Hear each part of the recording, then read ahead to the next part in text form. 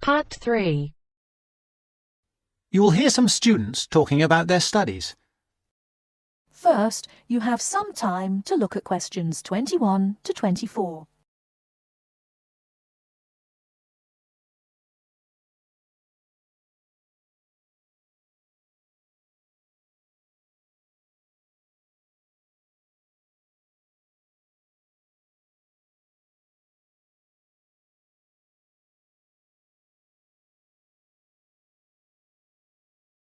Now, listen carefully and answer questions 21 to 24. It was packed. There simply aren't enough seats in Theatre 4. There were people on the stairs, people in the aisles. I don't imagine everybody was able to get in. Was Jack with you? No, of course not. I saw him with a pile of journals in the library as I walked past. You haven't seen him because you've been in here in the kitchen drinking coffee all morning, whereas he has been studying hard. Not me. I've been in my bedroom reading for my assignment on education in the classical world. Very interesting. It was easier than I expected.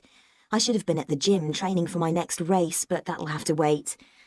And did you find your first lecture interesting? Absolutely fascinating. We talked about this experiment. If you show a child a litre of water in a bucket and show him a litre of water in a tall container, he always thinks that the higher, taller but narrower container has more water in it. Hold on, what do you show him? Right.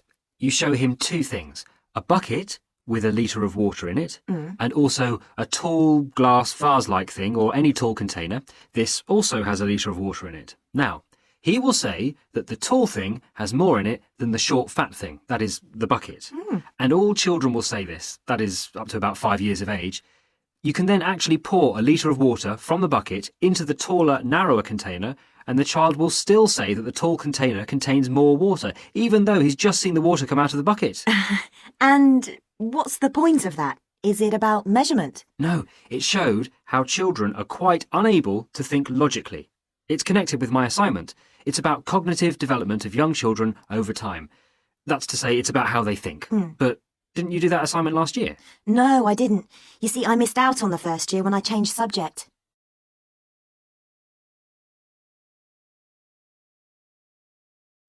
Before you hear the rest of the talk, you have some time to look at questions 25 to 30.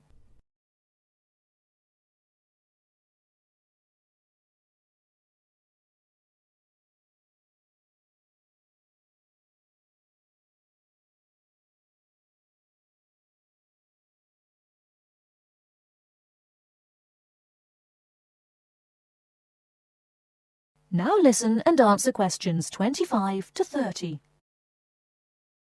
I started psychology in the second year, which is where I am now. Lucky you. I'm not so sure. I've missed out on a lot of the basic stuff like that, and I'll have to catch up in my own time, so I'm relying on you. Oh yes, I remember. What did you study before you changed? I studied law. Why didn't you continue? I found some of the subjects interesting enough. In fact, the criminal area was fascinating in general. But a lot of the law is very technical. It's full of little details which can be very difficult to understand.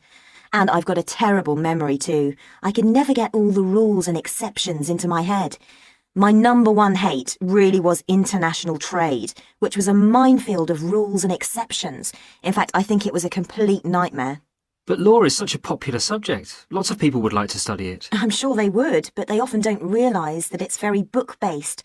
You spend most of your time reading about famous cases sitting in a stuffy library, and very occasionally you get out to a lecture or maybe a seminar. What do you find that's better about psychology? Most of all, I like the experimental psychology we have to study. This involves doing something, so it's practical, and with any luck you can make a small, okay, very small, contribution to knowledge. And it is so useful in many careers, for example, business, commerce, education. Law is too, you know. Yes, but the training is so long. You have to spend at least another 2 years on a professional practice course before you can start working. No, I'm happy with psychology. Well, as a psychology student too, I must say I agree with absolutely everything you've said, of course.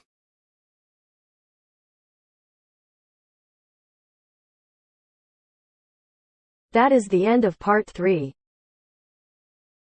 You now have half a minute to check your answers.